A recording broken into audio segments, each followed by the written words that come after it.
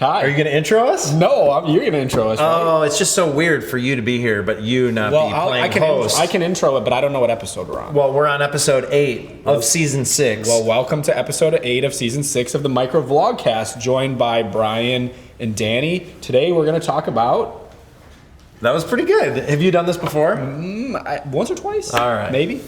Welcome back, everybody. Like Mike said so eloquently, this is episode 8, season 6 of the Micro Vlogcast. We're talking about what a sustainability manager would do for a company. We're talking about what excellence in sustainability looks like for a company. And part and parcel to all of that, we're talking about our latest service offering that we're calling Flourish. And the whole idea behind this service is to empower companies to more proactively accelerate their sustainability journeys. Part of that service we've talked about in previous episodes is about corporate values alignment. Part of that service we just talked about in recent episodes is about data and comprehensive data solutions. And then in the next couple of episodes, I've asked Danny and Mike to be here to talk about some of the analysis and reports that we are going to run for our clients as part of the Flourish service right over the top of all that data.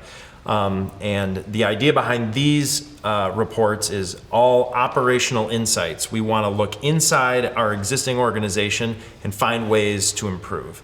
So we'll kick it off with one of the things that's going to be included in the Flourish service is we are going to calculate our clients' Scope 1 and Scope 2 greenhouse gas emissions. So how do we do that, and why is that important, and what does that look like, guys? I'll go. So on how we do that, it's mostly aligning coefficients to the data that we're getting and making sure that we are converting whatever format that we're given into some sort of greenhouse gas emissions number, so tons of CO2, right? But I think why we do that is probably more relevant, right? And so we do that because, as we kind of discussed in previous episodes, like we're trying to set companies up to do any number of types of reporting, right? So if you're being asked about carbon, your climate goals, whatever it is from your customers, that's all based on understanding your Scope 1 and 2 emissions. And so this is kind of just fundamental or foundational for a lot of the sustainability and climate efforts that a company might do. Yeah, and some examples of that would be you're publicly traded and you've set goals for carbon emissions reductions. You would need to track that. You can't manage what you don't measure. So you want to track your progress as you're improving. And then you can also do it if maybe you're not publicly traded, but some of your big customers are large companies that have carbon goals.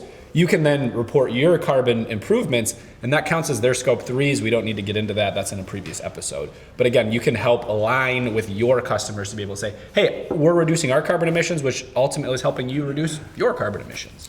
So baked right into the Flourish service, people will get their Scope 1 and Scope 2 carbon emissions calculated every single year by being a part of the Flourish service.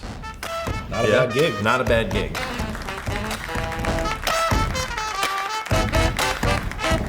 We're gonna press go on this thing. So just you don't have to leave, but just whisper. No, you don't talk. Floyd and I were whispering, and we got yelled at. Absolutely. My name is Mike Trupis, and I'm whispering right now. Hey, listen, Floyd and I were whispering, dude. Yeah, that we have to unpack what whisper means, I think, for you.